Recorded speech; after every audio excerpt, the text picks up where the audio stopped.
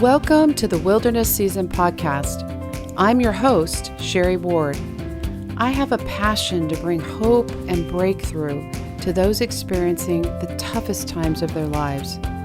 In this podcast, we will give you critical insights and revelations as I interview people just like you, those who have been right where you are and understand exactly what a wilderness season is all about. It's real, it's raw, it's practical. Come join the conversation. Welcome to the Wilderness Season podcast. Hello, and welcome to the Wilderness Season podcast. I'm your host, Sherry Ward, and I am so excited today to welcome William Paul Young to our podcast, and I'm excited to have him as a guest. He's the author of The Shack, Crossroads, Eve, and Lies We Believe About God, and most recently co-authored a novella called The Pastor, A Crisis with Brad Jersak. Paul was born a Canadian and raised among a Stone Age tribe by missionary parents in New Guinea. Not everybody can say that. No, not everybody. And then I didn't know how to say the other one. West Papua New Guinea. Papua. Yeah. So there's all this crazy political stuff in New Guinea. New Guinea was Dutch.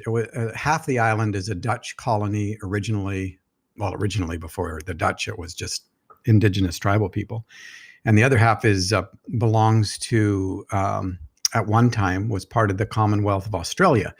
And then Australia gave Papua New Guinea its independence. And the Dutch, when we first got there, the Dutch were in control. And my sister was born under Dutch control. So she had a Dutch passport, and I'm Canadian born. Oh, wow. And then the Dutch vacated, and the UN came in for the only time, I think, in their history where they took over a piece of property because it was in such turmoil. And my brother Tim was born under UN control, and then my youngest brother was born under Indonesian control because Sukarno came in and took over the country. And so we had 4 kids with 4 passports, and made border crossings really interesting. But it's now generally referred to as West Papua. Yeah, I didn't know how to say that. Yeah. Awesome. Well, I'm just so excited to have you here. One of the things that really impressed me when I met you 4 years ago at the KWA dinner that we had is I loved how intentional you were with people. I watched you, and it was like you had this line of people like everybody does in church, and you were just completely focused, plus great hugs, on that person right in front of you. And that just really impressed me because usually speakers are all looking around and they've got the church security that pulls them off. And you're like, no, you even pushed the church security away. And you're like, I got this. And then you went right back to that person. And I just really appreciated that about how you were just so intentional with people in front of you. So thank you. And hugging's a sacrament. Wow. So, okay. Yeah. I felt it. It was great. So, it's physical touch has been so maligned for so long, and yet it's our biggest connecting organ that's available, Right. And it breaks barriers just in that sacrament, and it's incarnational. And I've got a background where sexual abuse was a part of my history, and so touch was maligned and dangerous. And it was a long time coming before that became something that was absolutely present. Because a touch or a hug, or the respectful sense of the awe that you feel when you face the other, and that's what I feel in those lines. I mean, it's like the best thing that's happened because of writing is those lines. Yeah. And I even actually went back and watched The Shack again. And this is going to sound really funny, but I was praying for you this morning. Thank you. God's got a sense of humor, and he's like, yeah, I'm especially fond of him. Come on. Yes. Oh, I didn't just lick that one off the grass, No? I heard it a lot. Oh, you did? Okay. I'm especially fond of you. I heard that from the Father, Son, and Holy Spirit because I wasn't especially fond of me. Oh, wow. Right? Wow. Yeah. And there's something different about saying, well, God loves you, but that's all about God. But when I say, look, Sherry, I'm especially fond of you. Now that's not about me, that's about you. And Yeah. it changed things for a lot of people, that little phrase by itself. And it just reoriented people to say, oh, you're talking about me? Yeah. Like, Yeah. and because God is love and all that. So that tends to be a generic sort of thing that we hear so often. We take it for granted. And then we take ourselves not for granted also, So I thought it was cute though how I prayed, and he's I like, "Yeah, love that. it's especially See, fond of that is, him." where do you think humor came from? When Mackenzie goes to the shack and it's just a destroyed place and he just rips it even further apart and is furious and angry, and then the transformation happens and he walks up to the shack, but it's restored, and the first sound he hears is the sound of laughter. Oh, yeah. And it's in the movie and it's in the book, and Oh, that's so good that they put it in the movie too. they did. That's So awesome. yeah. And I was just meeting with a friend of mine the other day, and unfortunately, her son overdosed this last year. And so she's in what you call a great sadness, and, Absolutely. she was praying to the Lord. She's like, "Lord, I just wanna talk to Josh. Is it okay, Lord?" And he's like, "Hey, Josh, your mom wants to talk to you." And he goes, I'm busy playing a video yeah, game. he's like, "Tell her I'm working, I'm getting everything prepared for her, but everything's good." So he passed it on to her, and I thought, if anybody says God doesn't have a sense of humor, I don't, he does. "Hey, Josh." Oh my gosh. So let me see if I can find something fairly quickly. I have a granddaughter who's 13, and she texted me a few days ago, and where is it? I can't find it fast enough. It's all good. Anyway, We're being okay. recorded, it's all good. Yeah. So they oh, here it goes. This is just on the 20th, so This is recent, yeah. this is like recent. Hey, Gramps, we have 12 grandchildren so far, and the oldest are both 13, and in August at different times, and so she's our oldest granddaughter, and she says, "Hey, Gramps, I was wondering if you have any inspiration for me because I'm really been missing my Oma around this past week." Now that's on. Our son Andrew is married to Courtney, and Courtney's mom passed away with cancer. That's the Oma. Okay, that's the Oma, yeah. And she said, "I don't really know why, but I am, and I have been really trying to cheer myself up." For one thing, to have a granddaughter send you a text like that, Yeah. Yeah. Oh my gosh. So, and this is what I wrote back to her. I said, "Sometimes you simply have to ride the grief wave. You can't try and not miss her. It is right to miss her. Grief comes in waves and then passes. My brother died in a horrible accident years ago, and I still have days where suddenly I miss him. So I sit and I remember him, and some of the things I remember, and I cry, and then it passes.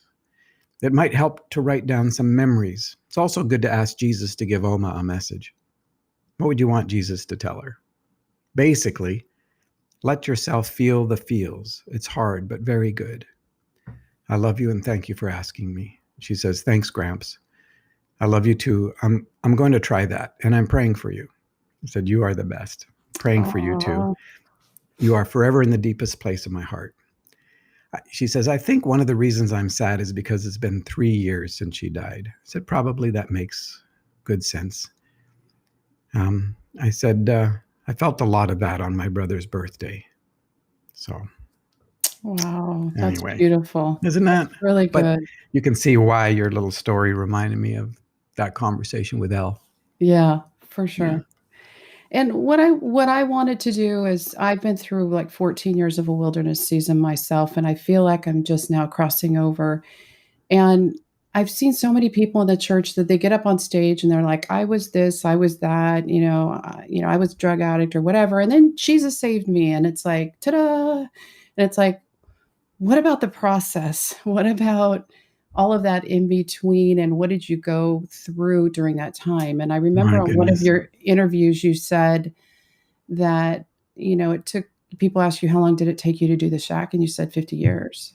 Oh yeah. How long Yeah. did it take to write the shack? 50 Yeah, years. 50 years. So But what I my wanna yeah, do my is unpack that process, because we don't yeah. talk about that process enough. My real wilderness period I identify as 11 years, which Okay. is interesting. And um, we want quick fixes, right? Yeah. And in the Pastor, the book I authored with Brad Jerzak, and there's the pastor who has an absolute meltdown, and because what's really important is the process. Without process, you won't come to wholeness, and without your participation in the process, you won't move in the direction of wholeness. And at one point, he's talking to us. He's in a psych ward. He ends up in a psych ward, and he's Right. talking to the therapist, and he goes, "Why can't you just fix me?" Sounds like a prayer, right? Yeah. Why can't you just fix me? And she says, "I'm going as fast as you're able." Mm, Right? mhm. And the reason in part that it's a process is because we are so magnificently crafted and uniquely crafted and then uniquely damaged that only someone who's in the middle and knows us to the core of our being knows how to begin to unwind that process without inflicting violence or more damage. And that process can be incredibly confrontive. That's why it's called a crisis, which is the Greek word krisis for judgment. Mhm. And but judgment is intended to be restorative, not punitive, Right. right? And Right. so in my life, and this is true for everybody, when you begin to hear someone's story, because every person is a story, you begin to understand the burning bush, right? You begin to understand how God has been actively burning away things that are not of love's kind. So, Mm, mhm, not mhm. harming anything that is alive, but destroying all that which is not. And that's holy ground. So, people's stories and what they share with you or with me, that's holy ground. And and in my journey, part of my history is a lot of damage. And I grew up with great wonder. There's things about being a third culture kid and a missionary kid, because I'm a missionary kid and a preacher's kid and a firstborn. And there's one thing about growing up in a world of wonder, multicultural world, which I did. And Mhm. Yeah. um, and there were incredible things that I was given as gifts because of that. But at the same time, woven through it all was really, really deep loss and damage. And that was partly the sexual abuse stuff, partly my relationship with my dad, partly, not feeling like I had any sense of equilibrium when I was sent away to boarding school, and sexual abuse continued in boarding school, Right. and so I became a performance addict. That was my way to cover the shack. You Yeah. build a Yeah. facade outside the shack, and then you hope to convince people that's who you really are. And so you perform according to the expectations, and you become hyper vigilant, all the survival skills, Right. you know Right. and because you don't dare trust anybody to come into your shack, which is your own broken heart. It's your own broken soul.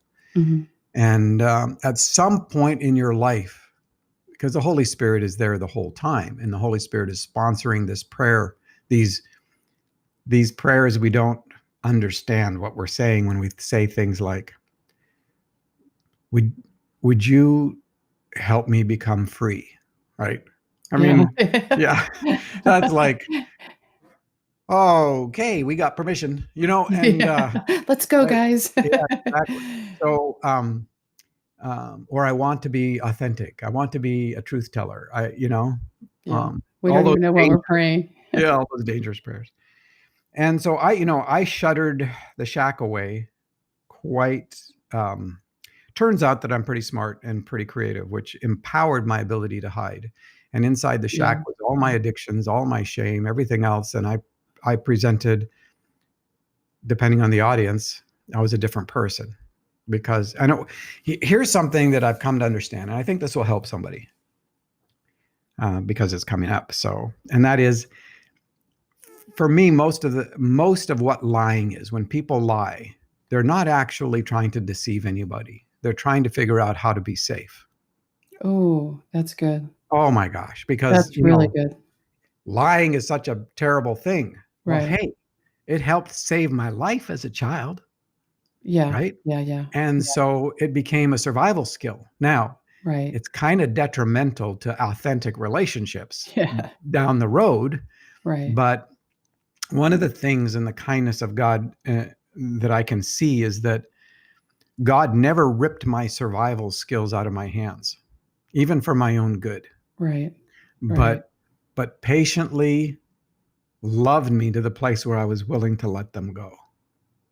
Yeah. And Yeah. even now, in my relationship with Kim, I've been married now 41 years to. Yay. Yeah, I know. And one of the side gifts of this pandemic is that we've come to really know at a deeper level how much we like each other. And Oh, that's so awesome. oh, it's so great. And but she is a very powerful and strong person. There's a reason her and her 5 sisters are called the Force. And I tell people, part of the reason that I'm as whole as I am is because I married the wrath of God, and Right.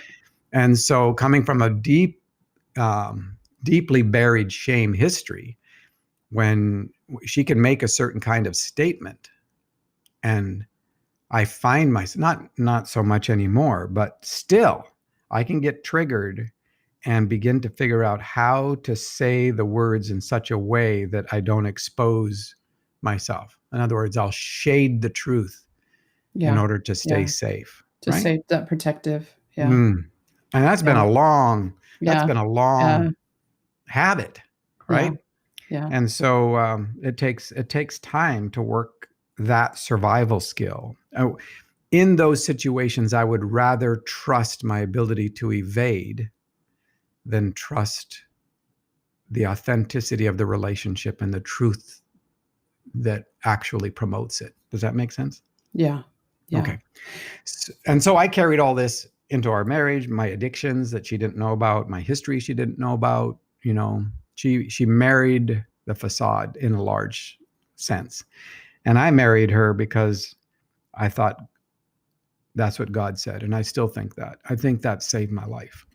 That's awesome. And but she paid a way too high a price. Well, no, she paid a very high price for it, unfairly, because 13 years in, we have 6 children at the time. Matthew had just been born, and Kim catches me in a 3-month affair with one of her best friends, and that's when it was either the facade comes down, or I deal with it. I find a way to change, or I just kill myself. There is no In between. And running away was always the way. I would just hear God, because I'm a religious kid, I would hear God call me somewhere else. Yeah. When things got a little too penetrating and personal, and at this point, suicide was my last way to run away. And usually suicide is not hitting the bottom, right? It's usually the last way to run away before you hit the bottom.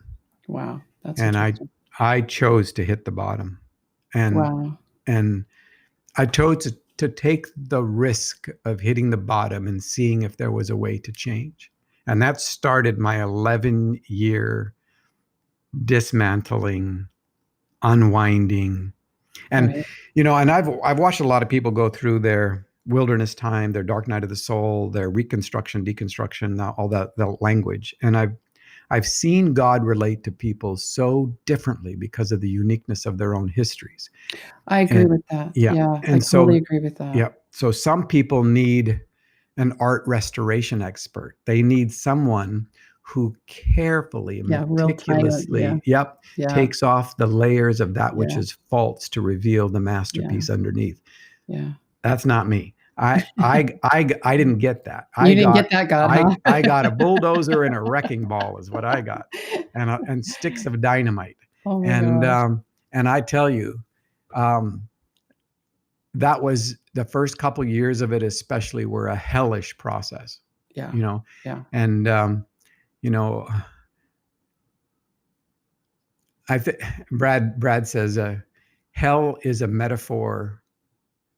Our lives aren't a metaphor for hell. Hell is a metaphor for our lives, and yeah, and it's because we have to go through. Everybody gets salted with fire, but the intent of the fire is to burn away anything that is not of love's kind. And I didn't know that. I thought the judgment of God was always punitive and retributive. That's the religious environment I grew up in. yeah. And so in that deconstruction process, I pulled the yellow pages off the shelf, and for the first time in my life, I had to pay somebody to trust, because trust was my big issue. Isn't that the truth though in the Yeah. wilderness? Because for me, my biggest thing was control. I had a total spirit of control, Well, but control and when you trust are absolutely are related. yeah, they're the Opposites. opposites, and I can't tell you how many times God said, "Do you trust me? Do you trust me? Do you trust me?" And he'd always say it in threes, and it's like, "Do you trust me?" And then finally I got to the point in the wilderness where like, "I'll be the best Christian girl you've ever seen to get me out of here." And even that was control Mhm. because it was controlling the timing. And Yeah. I had to let go of even the timing of the wilderness. And I feel like my turning came when I just lifted my hands and I said, I will be here as long as it takes to get out of me everything that needs to get out of me in order to cross over. Come on. And that That's so was like, courageous. that was my surrender statement that I finally gave up even the timing and the control of the timing of the Yeah. wilderness season I was in. 12 steppers have helped humanity an awful lot with that whole journey and process.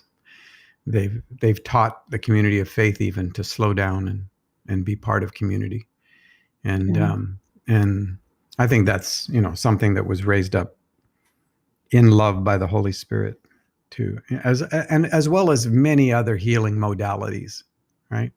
And I went and sat with a therapist, and you know, I'm I met with Scott Mitchell the first day and told him, basically, gave him the bird's eye picture, and I'd blown up my entire world, and I said, I don't need right now for somebody to ask me how I'm feeling about this. How do you feel about this? I know. I want to know, can you get me from A to Z? Yeah. Z if you're in Canada. And he says, I can, but it will take a year and a half. I said, I'm in. He says, Paul, everybody sits where you are right now.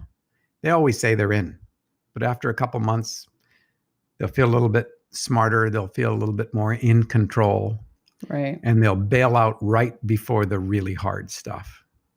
And I said, I hit the bottom, and I was like, I'm not leaving until you tell me I'm done. But I I was almost did too. bail out about 3 months into this, and just about killed myself. 3-4 months. And but he was so pivotal in terms of beginning to deal with my inner world, and I couldn't have picked anybody better on the planet. And I got him out of the yellow pages in Portland, Oregon, and just looked under counselor, started with the A's, and worked my way down until something caught my eye, and That's made an funny. appointment. And for the first time, said to a human being, "Can you help me?" Wow. Right? I like how you said that, some of the things that served you well as a child and protected you, they don't serve us well when we get out of that. So, No. do you wanna unpack like, what were some of the biggest things in your process going through the wilderness that you had to unpack or go through? Wow, there were so many things. So some of the basic survival skills that a lot of us who've had sexual abuse histories, something like hypervigilance, Mm, where you're aware of everything in the room, of of um, of where the doors are, where the windows yeah, are. Yeah. right? Yeah. And so you have this constantly energy field radar that's going out, and it's not telling you the truth all the time, but it's there to protect you. Right. And it takes a huge amount of energy to do that. So part of the things that you're looking to detect is where people's boundaries are at. And this will sound strange to some people who actually grew up healthy, and that is, Right. for those of us where our boundaries and our internal boundaries were absolutely obliterated, right? Right. How do we survive? Well, you have to pick up the boundary of the person that you're with and then try to stay inside their boundary, Yeah. right? Yeah. And I remember working with Scott, and one day I called Kim because I was telling her everything we were working on, and every day she would say, "Yeah, right, whatever. Like, who cares?" But I'd tell her anyway. Yeah. And and she was really furious for a very long time, and it took Kim and I 11 years to heal. So let me make that clear: 11 years before the reconciliation was complete, which meant she could trust me and had every reason to. Okay. Right. But it took People 11 need to years. tell that story more, about, hey, it took this. Yeah. We're not hearing that part of the story enough. Yeah. So I call her and I say, I'm bawling. I'm literally just weeping. And I'm going like, Kim, I don't know what happened today, but for the first time in my life that I can remember, I have an internal boundary. It's mine. I could say no. I could actually say no. And be okay with it. And be okay with it. And she Yeah. says, yeah, right, whatever, who cares, right? And which is fine. I mean, I thought I didn't see at the beginning of this 11 years, God didn't come and say, okay, so Paul, we have this 11 years that we're going to do now, because it feels like this is never going to end. Yeah. I mean, Oh, this I know period that. of my life is just not going to end. Yeah. And so, I'll tell you another one. And this has been very helpful to a bunch of folks. And that is one of the things that a rooted shame does. It destroys your ability to distinguish between a value statement and an observation. Right? Okay. So Kim would say, when we were first married, horrible things like, she's talking about laundry, right? Don't mix the colors with the whites. Can you believe that she would tell me that? I mean, because see, my shame protection was perfectionism, right? I had this thin layer of perfectionism that covered up an ocean of shame, and anything that indicated I wasn't perfect would just tap right into that shame, and up it would come. Oh, that's good. Right. That's and I'd good. fight Yeah. or flight or fawn, or what's the other F word? There's 4 of them though. And not that one, but although that can be helpful along the process. But freeze, fight, Oh, that's right. flight, Yeah. freeze, or fawn. They've added fawn, where you just continue to sacrifice yourself to whoever the other is. It's a very powerful piece of this. Okay. And so when Kim said, don't mix the colors with the whites, talking about, she was making an observation about laundry. I heard her say, I don't know why I even married such a loser of a human being as you. Oh, wow. Because shame had destroyed my ability to distinguish between an observation and a value statement. And so she makes observations. I hear value statements. And what would I do? Well, I could fight, but I don't have enough boundary internally to fight on behalf of myself. And I feel like such a piece of crap anyway. And so I froze. And one of the other survival mechanisms is disassociation, where you you disappear.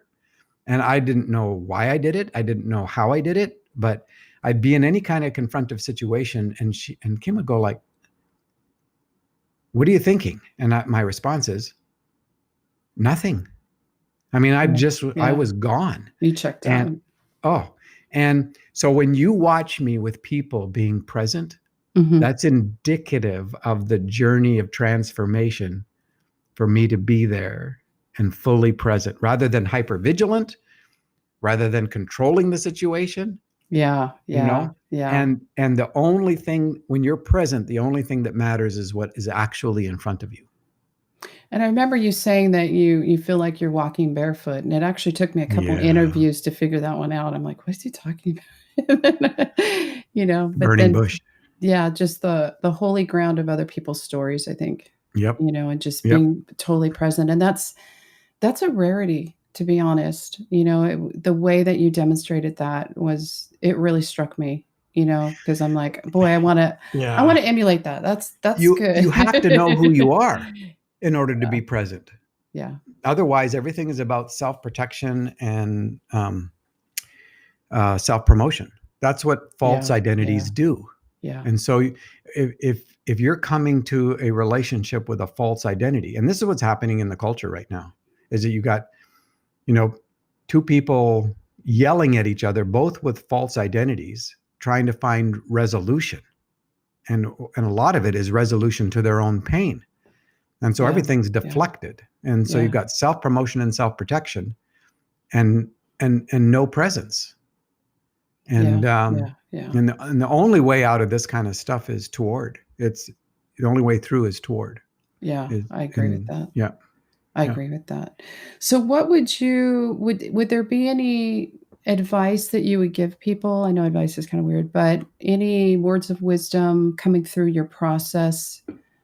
Like, I always thought, okay, if I just totally obey, it's going to go faster, and it didn't. So, If I can go any, back to performing, yeah, if I could go okay. back and just do everything right. Yeah, yeah, because we don't even know how very well how to tell the truth, do we? Not in Yeah. our prayers, not in anything. It's like there is this passage that I love in the New Testament, and it really scared the crap out of me growing up, and because it sounded so much like, you know, Christian performance, and that was when Jesus says, "There will be many that will say to me on that day, well, I did miracles in your name and cast out demons in your Oh, name, yeah, and yeah. I did, I healed people in your name." And Jesus goes, "Who are you?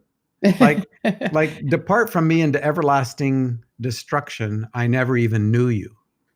Right? Yeah, Well, yeah, that's a little terrifying. yeah. And you're going like, what is he talking about? Well, back in the day, he's talking about, well, you didn't do it well enough, so he's going to So send just you do to it more to get yeah, he's better. going to send you to eternal conscious torment. Now that I have a very different view of the character and nature of God, I know exactly what he's saying. Jesus is saying, look, I don't build a relationship with someone who doesn't exist. And you Mm, think your performance is your identity. yeah. And so we've never even had a conversation. All you've done is done what you think I want from you. You don't even talk to me about what's going on in your life. You don't even know how to tell me the truth. And I'm in the middle of it with you. Wow, that's so good. Right. So I want that false identity to be absolutely irrevocably destroyed. Why?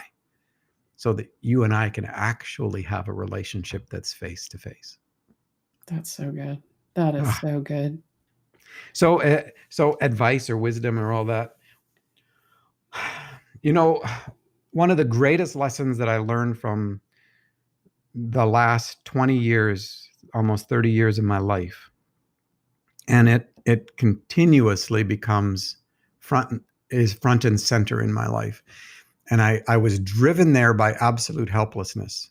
And that is the issue of presence, staying inside the empowering embrace of relentless affection, one day at a time, Yeah. Yeah. one day at a time. Yeah. Like, but because, when you deal with fear, as you were saying, your choices are control or trust. Yeah. Yeah. That's it. And all of us are control freaks. Sherry, you're not alone. you know, and I felt like a queen of it though, so oh my goodness, yeah, that's because you were actually looking at it. Once you look at your own control issues, it's like it's everywhere. And so that's the way I managed the world. And Yeah. one of the ways I did it was hypervigilance or whatever. But I have coined a term called future tripping, right? Creating imaginations that aren't present. Yeah. Yeah. And so even being in the shower and starting to think through potential conversations, and if this person says this, what am I going to say? And you're already shading the truth 'Cause you have in no a idea. in Yeah. an in a situation that doesn't even Even exist. exist. Yeah. Right. So but it feels irresponsible to not worry, it's like, really, you think by worrying you're actually doing something. You're taking up a Yeah. lot of space that In could your be head. given to presence. Yeah. Yeah. And so one of the greatest things in that journey that I was forced to, because frankly I didn't have any capacity the first couple of years to do anything but deal with what was in front of me, because we didn't make my adultery the new secret.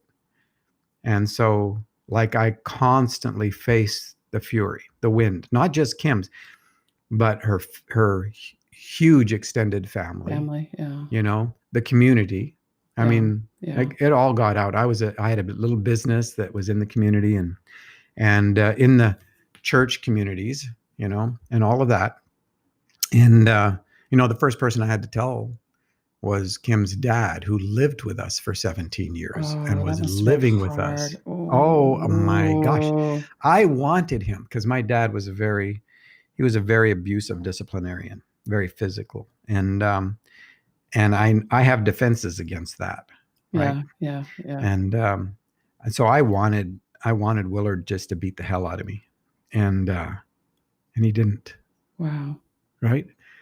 And I've got defenses for fists. I don't have any defenses for a broken heart or kindness. Wow. Or compassion, And I mean, I broke his heart.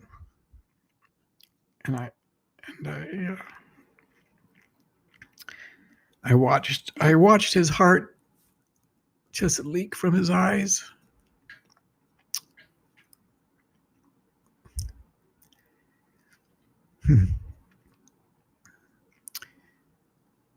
We all called him Willie. The Willie in the shack is Kim's dad. Oh. A lot of people don't know that. Oh, wow. But again, so I had no capacity other than dealing with what was actually in front of me. And that began to teach me how to just stay inside the grace of one day. That was it. And then I started to realize, oh my gosh, we're designed to live like this. This is how children who are healthy live.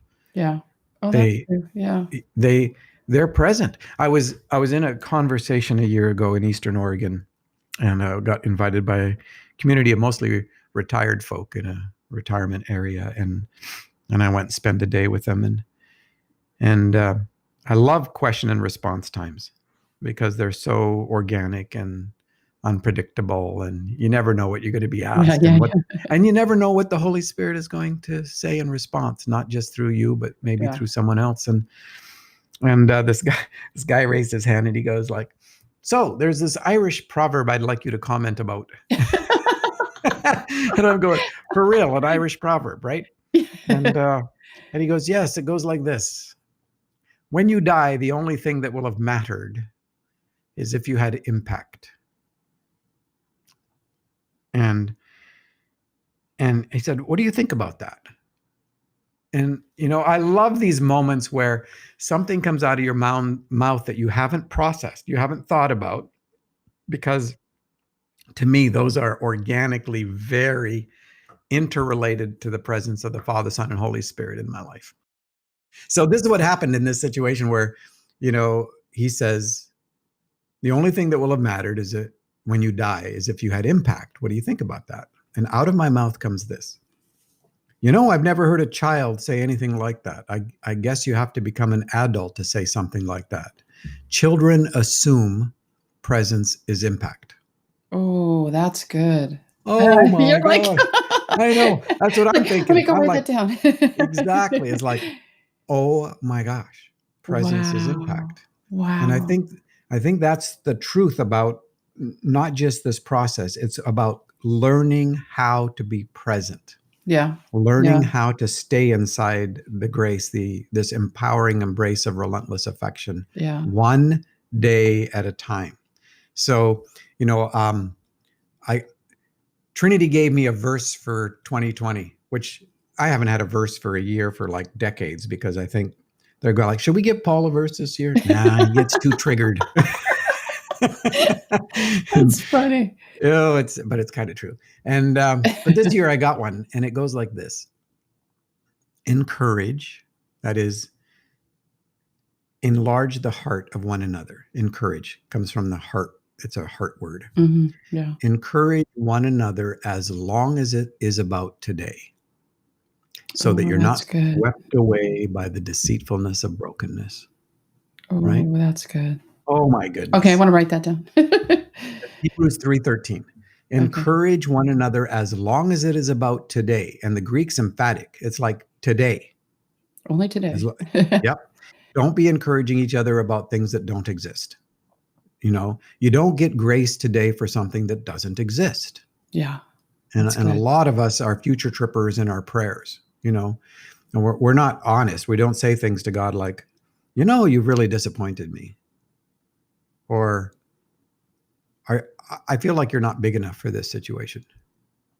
Right? Yeah, That's how yeah. I feel. How do you want me to look at it? And is there anything you want me to do? And, And I remember one time I kept saying, "Thank you, God, for all the good things that are coming once I get out of the wilderness. Thank you for this. Thank you for that." And he just like stopped me and he said, because I kept going, "The wilderness is hell." And he's like, "Don't call it that." He's like, "Call it good. Call everything you're going through now, even though it's hard and painful, like good. Like quit future tripping on it'll be good then. It'll be good then. It's like yeah. what I'm doing in you right now is good." And then I even called it spiritual waterboarding because that's how Wow. I felt. I felt like, and then I come Yeah. up and then he's like, "Don't call it that." And then when I Yeah, looked up no, the word is torture. And he's like, "I'm it not is. torturing you.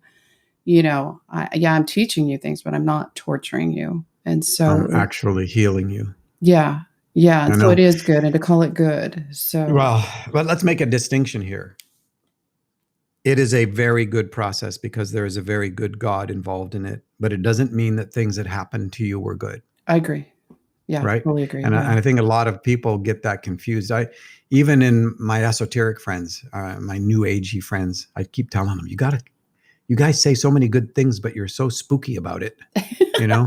And they laugh. They totally understand what I'm saying. Cause I think Christians are spooky about a lot of stuff that doesn't make any sense. But it's like, no, you've got everything, was good. And it's like the ends don't justify the means. Yeah. The Yeah. fact that God can climb into really great pain Hmm. and really great disaster. And and I know some of these folks who shouldn't be alive because of what they've been through and the torture and the abuse that they've been through. Right. Because God can climb into that kind of devastation and death and resurrect some life out of it. That's redemptive genius, but it never justifies the damage that was inflicted. Yeah, I We like how need to you be make able the to say, distinction. Yeah, I yeah, really we need like to be able to that. say, this was wrong. I mean, this is wrong. Right. The abuse of Yeah, a child is wrong. I don't care how you put it, it's wrong. right. Yeah. So God can climb into the life of a person who's been abused as a child and create beautiful things out of that. That's redemptive genius. Yeah, yeah. Right? Yeah, I like that. I like that a Yeah. lot. So switching gears slightly, and this is something that I'm just now coming into as things are just I feel like taking off, and the Lord said, "What you needed a sickle for in the wilderness, you're now gonna need a John Deere tractor for the promised land." He said, "A sickle's not gonna cut it. You're gonna lose the harvest." No pun intended. Yeah. So, I mean, now that you're kind of on the other side of this, going through that process, I know that we're all in process and we're all learning, but, a lot of basically you're coming into that promised land, your book did really well. Like, what does the promised land look like if you were to talk about that? Because 'Cause I'm like, I wanna know. I don't care. Okay. Okay. Because here's the deal, I don't future trip positive stuff Mm, either. yeah, both. Right. Yeah, And so the promised land looks like it's always looked. I'm more present to it because it's right here today. This yeah, is it. yeah, Right. yeah. And so, it's simple to me. Um, uh, my I usually get a word for the year. I got a scripture this year, but I also got a phrase and for 2020, and it was trust the ripples. Trust the ripples. Oh, that's good. Oh my gosh. So what that means to me is don't make your choices based on perceived outcomes, right? That's good. Just participate. Mm-hmm. If you're driving the John Deere tractor, drive the John Deere tractor today. It might you might need a sickle tomorrow because of the fineness of whatever the work that you're facing, right? Right. And so participate today and then trust the ripples. That's so And good. oh, I love that. That's And so it's good. yeah. So there's a great simplicity to my life, and I really like it. And staying inside the grace of the day stays I think it's the only kind of spiritual discipline I have.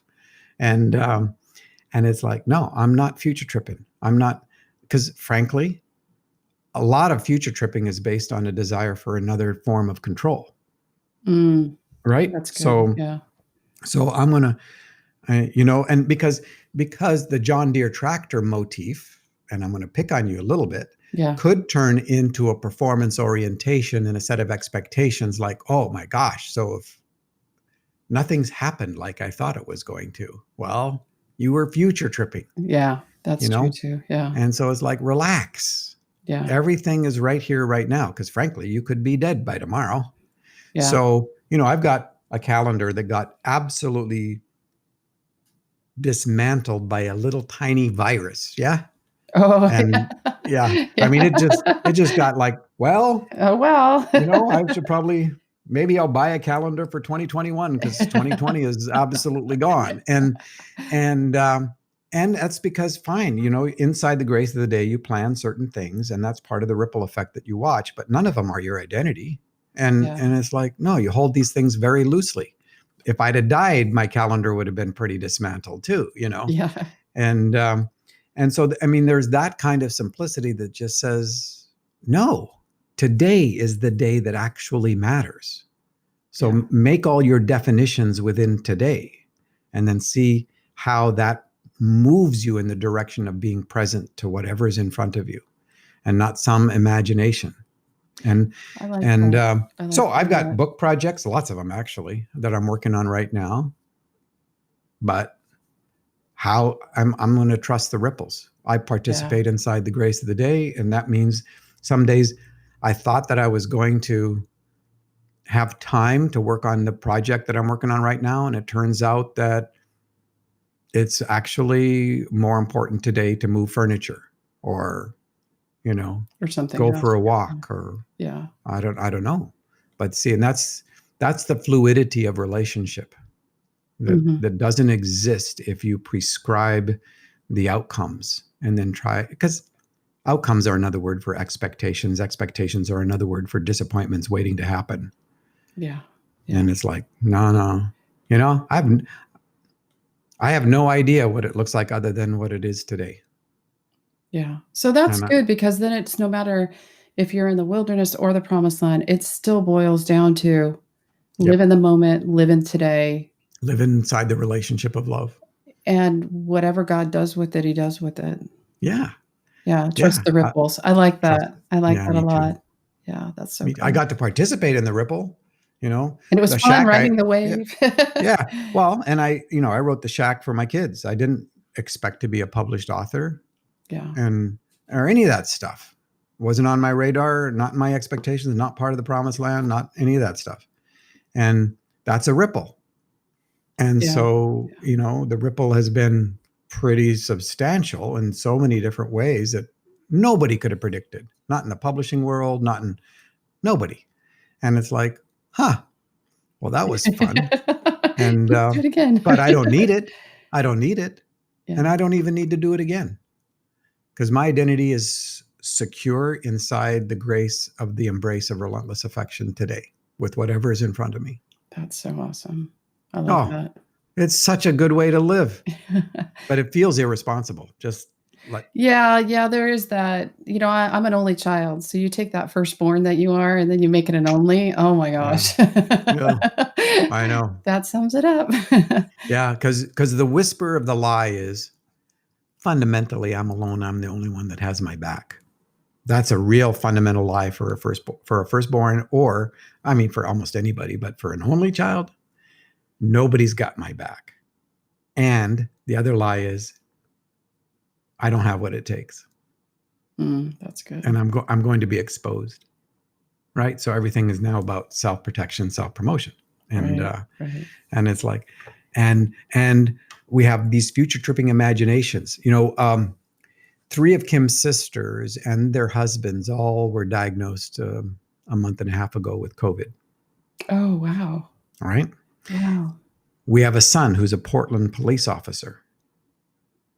So we are constantly, if you are on social media and watching things, and you're constantly invited to be a future tripper.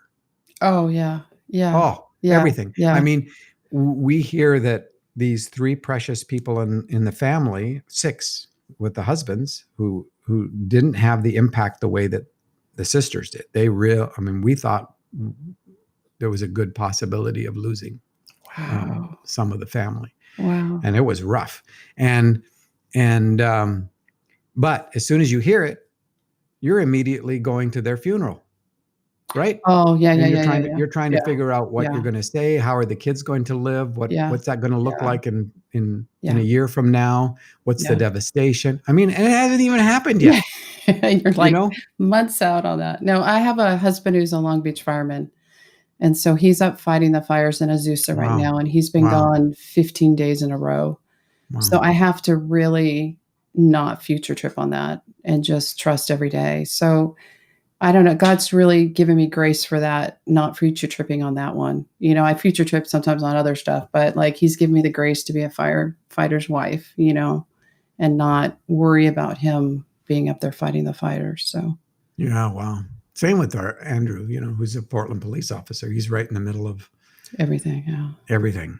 Yeah. And so, the invitation is he's dead. He's like dead, But so much of our lives are surrounded by the idols that we don't realize are idols, like the idol of money, which gives us a sense of control because it abates the fear of financial insecurity, right? Yeah. Yeah.